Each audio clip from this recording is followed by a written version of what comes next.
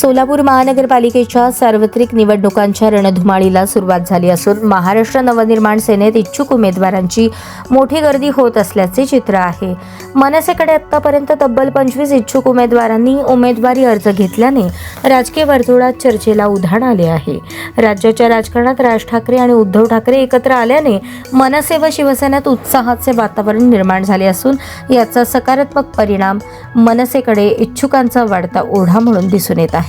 मनसे प्रमुख राज ठाकरे यांच्या स्वप्नातील महाराष्ट्र घडवण्यासाठी तसेच सोलापूर शहराचा सर्वांगीण विकास साधण्यासाठी महाराष्ट्र नवनिर्माण सेना पूर्ण ताकदीने महापालिका निवडणूक लढवणार असल्याची भूमिका पक्षाकडून मांडण्यात आली।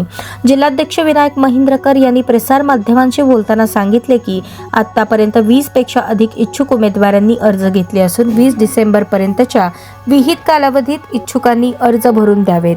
दरम्यान मनसे शहर प्रमुख जैनुद्दीन शेख यांच्या पत्नी नौशाद जैनुद्दीन शेख यांनी प्रभाग क्रमांक 6 साठी तर विनायक माढेकर यांनी प्रभाग 16 साठी उमेदवारी अर्ज घेतला।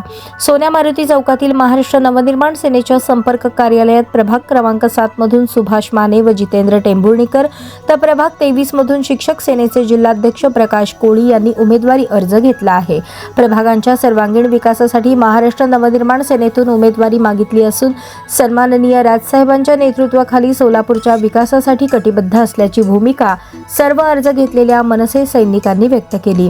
यावेळी लोकसभा अध्यक्ष प्रशांत इंगळे, शहराध्यक्ष जैनुद्दीन शेख, मनविसे राज्य उपाध्यक्ष अमर कुलकर्णी, मनविसे जिल्हाध्यक्ष अभिषेक रंपुरे, वाहतूक सेना शहराध्यक्ष जितेंद्र टेंभुर्णीकर, सुभाष माने यांच्यासह अनेक महाराष्ट्र सैनिक उपस्थित होते।